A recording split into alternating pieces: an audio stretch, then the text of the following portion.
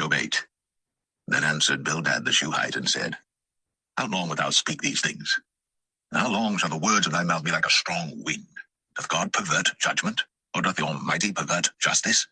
If thy children have sinned against him, and he have cast them away for their transgression, if thou wouldst seek unto God betimes, and make thy supplication to the Almighty, if thou wert pure and upright, surely now he would awake for thee, and make the habitation of thy righteousness prosperous.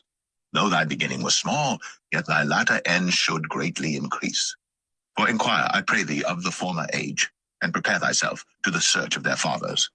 For we are but of yesterday, and know nothing, because our days upon earth are a shadow. Shall not they teach thee, and tell thee, and utter words out of their heart?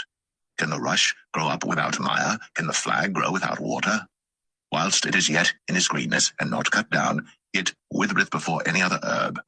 So are the paths of all that forget God, and the hypocrite's hope shall perish. Whose hope shall be cut off, and whose trust shall be a spider's web? He shall lean upon his house, but it shall not stand. He shall hold it fast, but it shall not endure.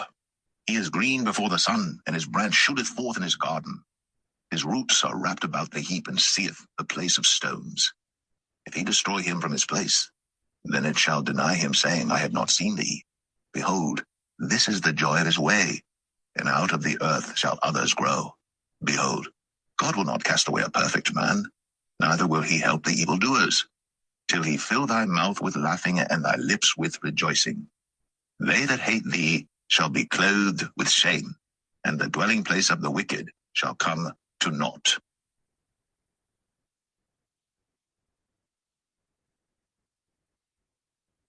Job 9. Then Job answered and said, I know it is so of a truth, but how should man be just with God? If he will contend with him, he cannot answer him 1 of 1,000. He is wise in heart and mighty in strength. Who hath hardened himself against him, and hath prospered? Which removeth the mountains, and they know not? Which overturneth them in his anger? Which shaketh the earth out of her place, and the pillars thereof tremble? Which commandeth the sun, and it riseth not, and sealeth up the stars? Which alone spreadeth out the heavens, and treadeth upon the waves of the sea? Which maketh Arcturus, Orion, and Pleiades, and the chambers of the south? Which doeth great things past finding out, yea, and wonders without number? Lo, he goeth by me, and I see him not. He passeth on also, but I perceive him not. Behold, he taketh away. Who can hinder him? Who will say unto him, What doest thou? If God will not withdraw his anger, the proud helpers do stoop under him. How much less shall I answer him, and choose out my words to reason with him? Whom, though I were righteous, yet would I not answer, but I would make supplication to my judge.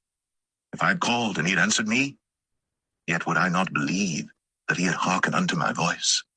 For he breaketh me with a tempest, and multiplieth my wounds without cause. He will not suffer me to take my breath, but filleth me with bitterness. If I speak of strength, lo, he is strong. And if of judgment, who shall set me a time to plead? If I justify myself, mine own mouth shall condemn me. If I say I am perfect, it shall also prove me perverse. Though I were perfect, yet would I not know my soul. I would despise my life. This is one thing, therefore I said it. He destroyeth the perfect and the wicked. If the scourge slay suddenly, he will laugh at the trial of the innocent. The earth is given into the hand of the wicked. He covereth the faces of the judges thereof. If not, where and who is he? Now my days are swifter than a post. They flee away. They see no good. They are passed away as the swift ships, as the eagle that hasteth to the prey. If I say, I will forget my complaint, I will leave off my heaviness, and comfort myself. I am afraid of all my sorrows. I know that thou wilt not hold me innocent. If I be wicked, why then labor I in vain? If I wash myself with snow water, and make my hands never so clean, yet shalt thou plunge me in the ditch, and mine own clothes shall abhor me. For he is not a man as I am, that I should answer him, and we should come together in judgment. Neither is there any daysman betwixt us, that might lay his hand upon us both. Let him take his rod away from me, and let not his fear terrify me. Then would I speak, and not fear him. But it is not so with me.